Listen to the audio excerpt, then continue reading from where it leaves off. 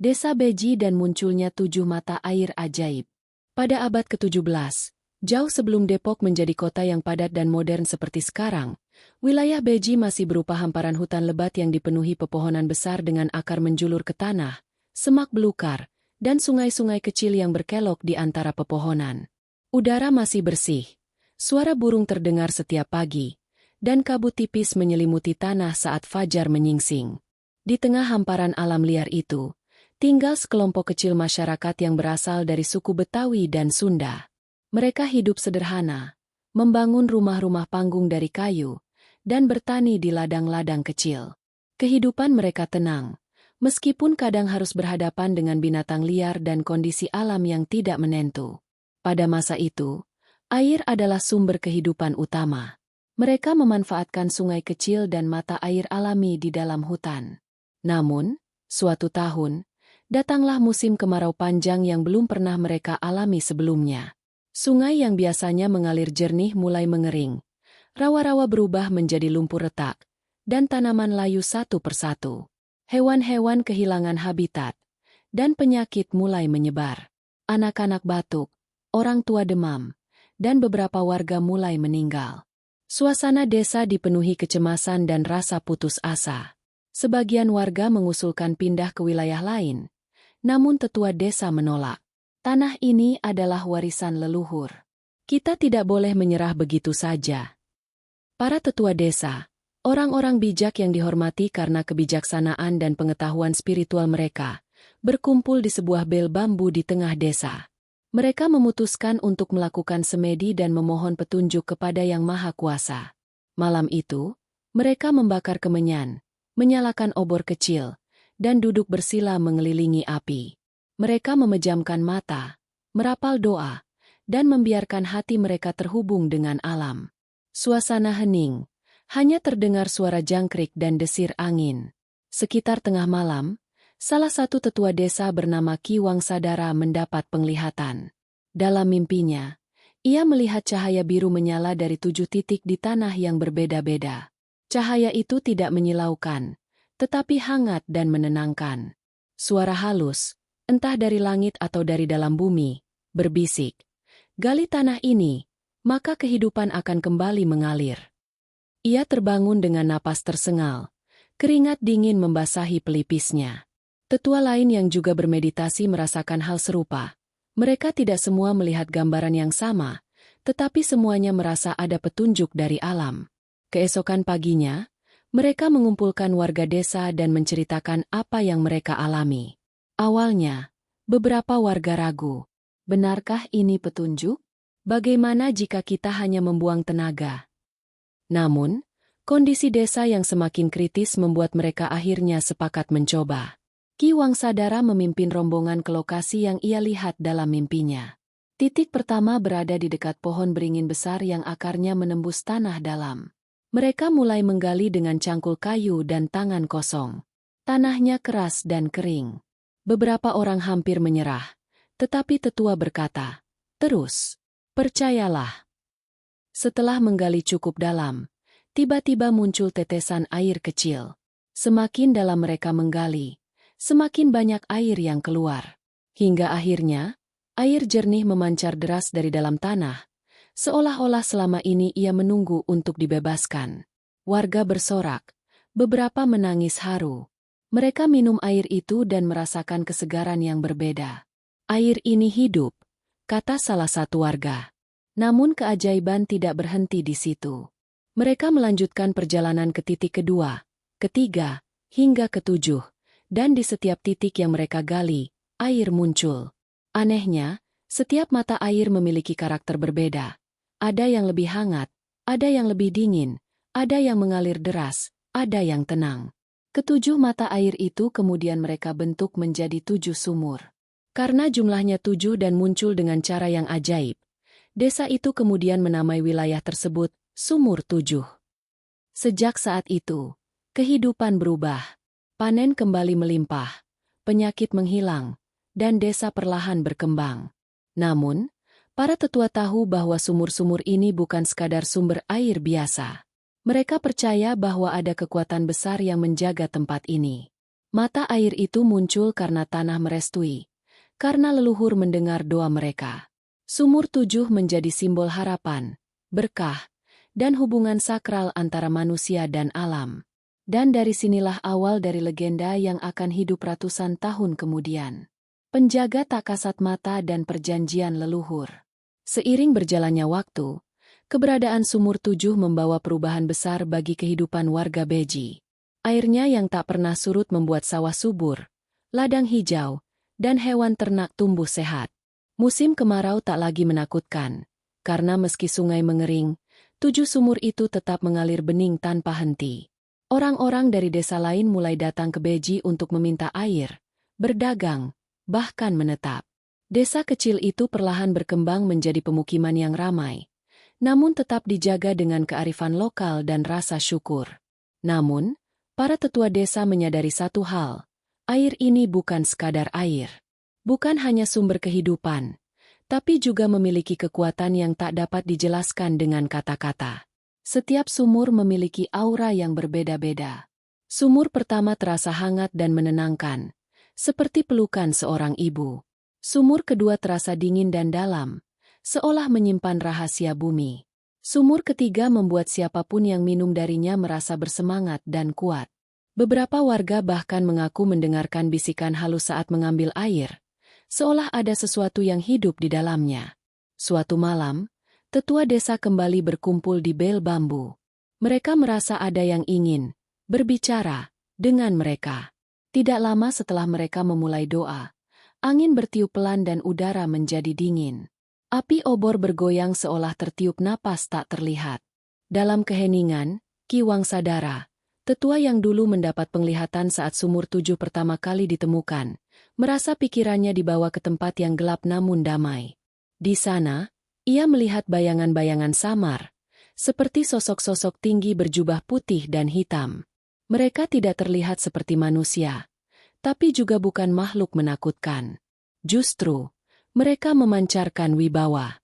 Salah satu sosok itu berbicara, suaranya bergema dalam hati. Air ini adalah titipan. Ia datang dari perut bumi, dari keseimbangan alam, dan dari doa leluhur yang murni.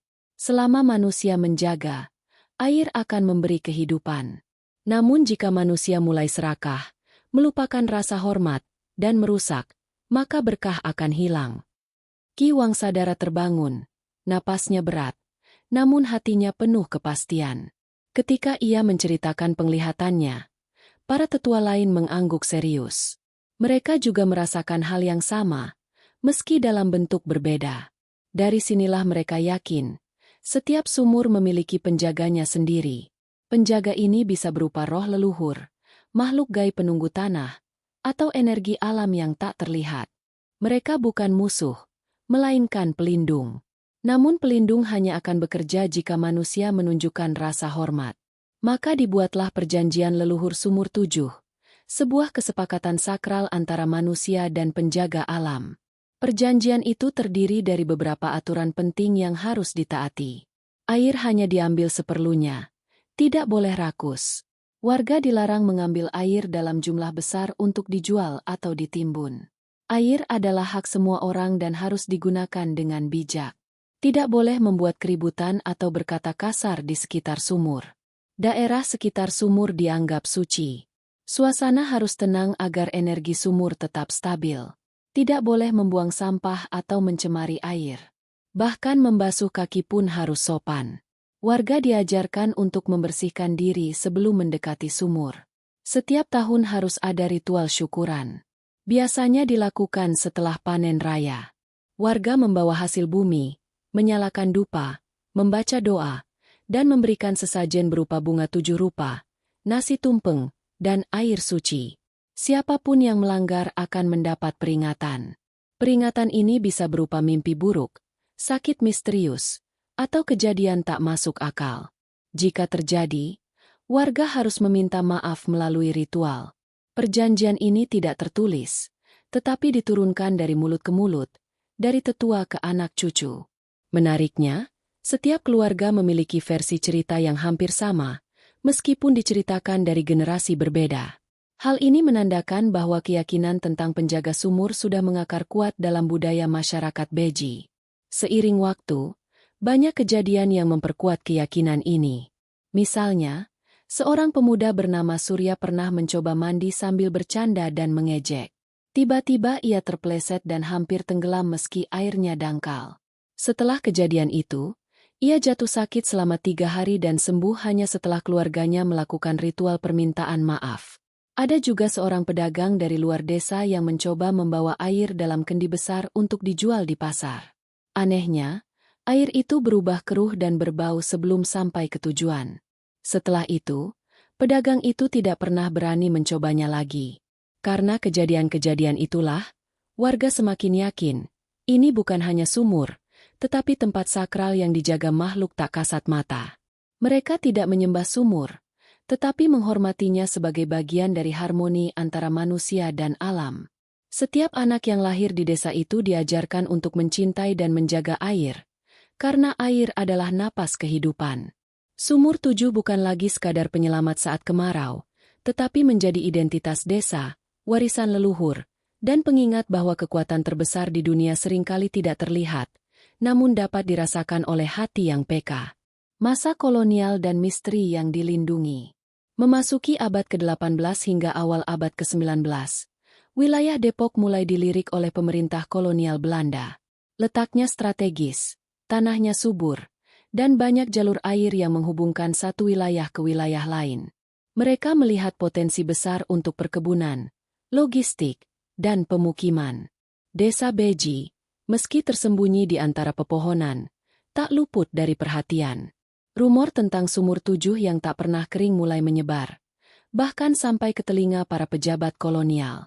Bagi masyarakat lokal, Sumur Tujuh adalah sumber berkah dan warisan leluhur. Namun bagi Belanda, itu adalah fenomena alam yang harus diteliti dan, jika memungkinkan, dimanfaatkan. Mereka mengirim sekelompok peneliti dan teknisi untuk memeriksa lokasi. Rombongan dipimpin oleh seorang insinyur bernama Hendrik van der Meer, pria berpikiran logis yang tidak percaya tahayul. Ia datang bersama beberapa tentara sebagai penjaga, serta pekerja lokal yang dipaksa membantu. Saat Hendrik pertama kali tiba di Beji, ia terkejut melihat betapa jernih dan stabilnya aliran air dari ketujuh sumur itu. Ia mengambil sampel air dan mengujinya secara sederhana.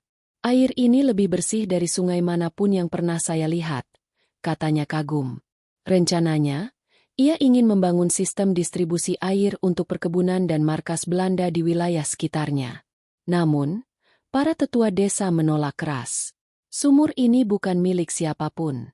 Ini titipan alam, kata Ki Wangsadara dengan tegas. Hendrik menganggap itu hanya alasan tradisional. Ia tetap memaksa. Belanda mulai menggambar peta lokasi sumur, mengukur kedalaman tanah, bahkan menandai area yang akan digali untuk membuat saluran air. Pada awalnya, semuanya berjalan lancar. Namun beberapa hari kemudian, kejadian-kejadian aneh mulai terjadi. Malam pertama, seorang prajurit yang berjaga mengaku melihat sosok tinggi berjubah gelap berdiri di tepi salah satu sumur. Ketika disorot lampu, sosok itu menghilang begitu saja. Prajurit itu ketakutan dan menolak berjaga lagi. Keesokan harinya, seorang pekerja lokal terjatuh ke dalam lubang galian tanpa sebab, padahal ia berdiri jauh dari tepi. Ia selamat, tetapi kakinya retak. Hendrik menganggap itu kecelakaan biasa. Ia tetap melanjutkan pekerjaan. Namun semakin lama, semakin banyak kejadian tidak masuk akal. Alat-alat kerja hilang atau rusak semalaman, meski dijaga. Sebagian pekerja mendengar suara gamelan samar saat tengah malam, padahal desa sedang sepi. Ada pula yang mencium bau kembang 7 rupa tanpa alasan. Bahkan beberapa orang mengalami mimpi buruk yang sama, didatangi sosok perempuan berambut panjang yang berkata, "Jangan ganggu air ini." Ketika seorang tentara tiba-tiba sakit demam tinggi dan meracau, menyebut bahwa ia diseret oleh makhluk air saat mencoba mencuci sepatu di sumur ketiga, Hendrik mulai merasa ada sesuatu yang tidak bisa dijelaskan. Ia pria logis, tapi tidak bodoh. Ia tahu ada batas antara sains dan kekuatan tak terlihat. Ia mencoba berbicara lagi dengan para tetua. Apa sebenarnya yang menjaga tempat ini? tanyanya. Ki Wangsadara menjawab tenang. Yang menjaga bukan hanya satu. Ada roh tanah, roh air, dan leluhur kami. Mereka tak terlihat, tapi mereka ada. Jika kau menghormati, mereka akan membiarkanmu hidup damai. Jika kau melawan, mereka akan menunjukkan kekuatannya. Hendrik terdiam. Ia tidak sepenuhnya percaya, tetapi ia juga tidak bisa mengabaikan fakta bahwa orang-orangnya ketakutan. Beberapa pekerja lokal melarikan diri. Tentara mulai menolak bekerja. Akhirnya, atas tekanan dan laporan kejadian aneh, pemerintah kolonial memutuskan menghentikan proyek penggalian di Sumur 7. Mereka bahkan menandai wilayah itu sebagai berbahaya secara spiritual dalam laporan resmi. Catatan ini masih disebut-sebut dalam arsip lama Depok. Setelah Belanda pergi, warga Beji mengadakan ritual besar untuk memulihkan keseimbangan. Mereka membersihkan area sumur, memberi sesajen, dan membaca doa. Menurut cerita warga tua, malam setelah ritual, terdengar suara halus seperti ucapan terima kasih dari arah sumur. Sejak kejadian itu, masyarakat semakin yakin, Sumur 7 dilindungi, bukan hanya secara fisik, tetapi secara gaib. Penjaganya tidak suka diganggu atau dieksploitasi. Sumur ini boleh digunakan, tapi tidak boleh dikuasai. Menariknya, meskipun Belanda dikenal keras, mereka tidak pernah lagi mencoba mengambil alih Sumur 7. Bahkan generasi Belanda setelahnya ikut memperingatkan orang luar agar tidak sembarangan ke sana. Ironisnya, keberadaan Sumur 7 semakin misterius karena warga juga tidak sembarangan membicarakannya pada orang asing. Tempat itu menjadi semacam rahasia terbuka. Semua tahu, tapi tidak semua boleh tahu terlalu dalam. Dan di sanalah letak keindahan dan misterinya. Sumur 7 bukan hanya sumber air, tapi simbol kekuatan tak terlihat yang menjaga keseimbangan manusia dan alam. Siapa yang menghormati, akan diberkahi. Siapa yang menantang, akan diperingatkan. Sumur penyembuhan dan kejadian mistis. Memasuki era 1950 hingga 1980-an, suasana Beji mulai berubah. Jalan-jalan tanah perlahan menjadi berbatu, beberapa rumah kayu digantikan bangunan semi permanen, dan listrik mulai masuk ke desa. Meski demikian, tradisi dan nilai-nilai leluhur masih sangat dijunjung.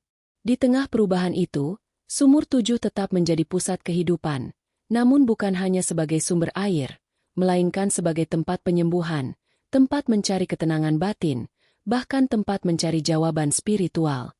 Orang-orang dari desa lain mulai berdatangan, bukan untuk berdagang atau bermukim seperti masa lalu, tetapi karena kisah mukjizat yang menyebar dari mulut ke mulut. Ada seorang ibu yang anaknya menderita penyakit kulit bertahun-tahun, dan sembuh setelah dimandikan dengan air dari sumur kedua. Ada petani yang tubuhnya lemah setelah jatuh sakit, tetapi pulih setelah minum air dari sumur pertama selama 7 hari berturut-turut. Bahkan ada seorang pemuda yang kehilangan semangat hidup, lalu datang ke sumur ketujuh untuk berdoa. Setelah itu, ia mengaku melihat mimpinya menjadi jelas dan hidupnya berubah. Karena kejadian-kejadian itulah, warga percaya bahwa setiap sumur memiliki sifat atau energi berbeda. Sumur 1, kekuatan dan stamina. Sumur 2, penyembuhan fisik. Sumur 3, kelancaran rezeki. Sumur 4, ketenangan hati. Sumur 5, kecerdasan dan kejernihan pikiran. Sumur 6, keselamatan dan perlindungan. Sumur 7, penghubung spiritual, sering digunakan untuk berdoa. Meskipun tidak ada bukti tertulis, pengetahuan ini diwariskan turun-temurun dan hampir semua warga sepakat dengan sifat tersebut. Yang menarik, orang luar yang tidak tahu pun sering tertarik ke sumur yang sesuai kebutuhannya, seolah ada yang membimbing. Namun di balik cerita indah itu, ada pula kisah-kisah mistis yang membuat bulu kuduk berdiri. Warga lokal terbiasa hidup berdampingan dengan hal gaib, jadi mereka tidak takut, selama mereka tetap menghormati. Salah satu kisah terkenal adalah suara gamelan di malam hari. Banyak warga yang mengaku mendengar suara gamelan Jawa yang lembut, seperti sedang ada pesta di kejauhan. Padahal tidak ada acara apapun di desa. Menurut para tetua, itu adalah perayaan, roh penjaga sumur ketika manusia hidup rukun dan menjaga alam. Ada pula fenomena bau kembang 7 rupa yang muncul tiba-tiba tanpa alasan. Kadang aromanya sangat harum, kadang lembut. Konon, itu pertanda penjaga sedang hadir atau lewat. Yang paling menyeramkan adalah penampakan sosok perempuan berjubah putih, duduk di tepi salah satu sumur saat malam sunyi. Ia tidak menakutkan, justru terlihat tenang, tapi tatapannya tajam, seolah mengawasi. Beberapa orang yang melihatnya mengaku langsung merinding dan memilih menjauh. Menurut beberapa tetua, sosok itu dikenal sebagai Nyai Penjaga, entah roh leluhur atau makhluk halus yang bersumpah menjaga air. Meskipun mistis, warga tidak menganggap Sumur 7 sebagai tempat angker, melainkan tempat sakral. Mereka percaya, selama tidak melanggar aturan leluhur, tidak ada bahaya. Justru banyak yang merasakan ketenangan luar biasa saat duduk di dekat sumur, terutama sebelum matahari terbit atau saat senja.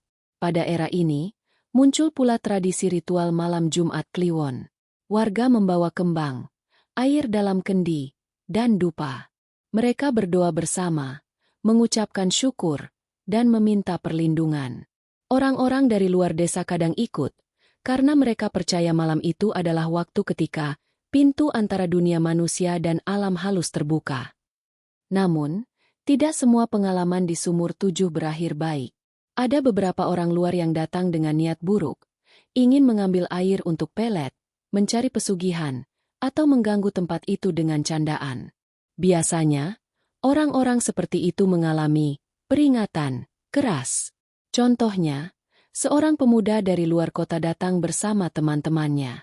Mereka menertawakan cerita warga, lalu mencoba mandi di sumur ketiga sambil berteriak-teriak. Tiba-tiba, air sumur terasa sangat dingin, jauh lebih dingin dari biasanya. Pemuda itu mendadak menggigil hebat, matanya terbelalak, dan tubuhnya kaku. Ia pulih hanya setelah orang tuanya datang dan memohon maaf dengan ritual. Peristiwa seperti itu membuat warga semakin yakin bahwa Sumur 7 bukan sekadar fenomena alam, tetapi wilayah dengan penjaga kesadaran. Ia bisa memberi, bisa menyembuhkan, bisa menenangkan, namun juga bisa menegur dan menghukum. Pada masa ini pula muncul keyakinan bahwa jumlah sumur yang terlihat bisa berubah. Kadang orang hanya melihat 5, kadang 8. Ada yang bilang bahkan lebih. Menurut tetua, sumur-sumur itu tidak hanya ada secara fisik, tetapi juga secara dimensi. Hanya orang yang diizinkan, yang bisa melihat jumlah sebenarnya. Dan disinilah misteri Sumur 7 semakin dalam. Ia bukan hanya milik masa lalu, tetapi terus hidup, menjaga keseimbangan antara dunia nyata dan dunia tak kasat mata. Ia mengajarkan satu hal penting, air bukan hanya kebutuhan, tetapi juga amanah. Pelestarian, mitologi, dan misteri yang tetap hidup. Memasuki era 1990-an hingga masa kini, Beji telah berubah drastis. Jalan tanah berganti aspal, rumah kayu berganti tembok, dan lahan sawah berubah menjadi perumahan. Bahkan, wilayah ini menjadi salah satu pusat aktivitas karena dekat dengan kampus besar, terminal, dan pusat perdagangan. Gedung-gedung mulai berdiri, mahasiswa dari berbagai daerah datang dan pergi, dan kebisingan kota mulai menggantikan suara jangkrik di malam hari. Namun di tengah semua perubahan itu, Sumur 7 tetap ada. Ia tidak sepenuhnya terlihat oleh semua orang, namun keberadaannya masih dirasakan. Beberapa sumur masih terlihat jelas, dijaga oleh keluarga tertentu yang dipercaya sebagai penanggung jawab warisan leluhur. Sebagian lagi berada di pekarangan rumah warga atau tertutup bangunan, namun lokasi spiritualnya tetap dihormati. Bahkan ada 1 atau 2 sumur yang konon menghilang dari pandangan, tetapi masih bisa ditemukan oleh orang yang dipanggil. Tantangan terbesar muncul ketika pembangunan kota mulai mendesak area-area tradisional. Ada pihak yang ingin membuat jalan baru melintasi area sumur, ada yang ingin membuat taman modern, bahkan ada investor yang mencoba membeli lahan untuk hotel kecil. Warga lokal menolak. Ada perdebatan panas antara kebutuhan modernisasi dan pelestarian budaya. Sampai akhirnya, tokoh masyarakat berhasil meyakinkan pemerintah bahwa Sumur 7 bukan sekadar sumur, melainkan situs sejarah dan budaya yang memiliki nilai arkeologis, mistis, dan spiritual. Dari sinilah muncul ide untuk menjadikan Sumur Tujuh sebagai cagar budaya lokal. Namun upaya ini tidak mudah. Sebagian orang modern menganggap cerita tentang penjaga gaib dan kekuatan air hanyalah mitos kuno. Mereka berkata, itu hanya kebetulan. Atau, itu cerita orang tua biar kita tidak nakal. Tapi menariknya, bahkan yang tidak percaya pun tetap merasa merinding ketika melewati area tersebut pada malam hari.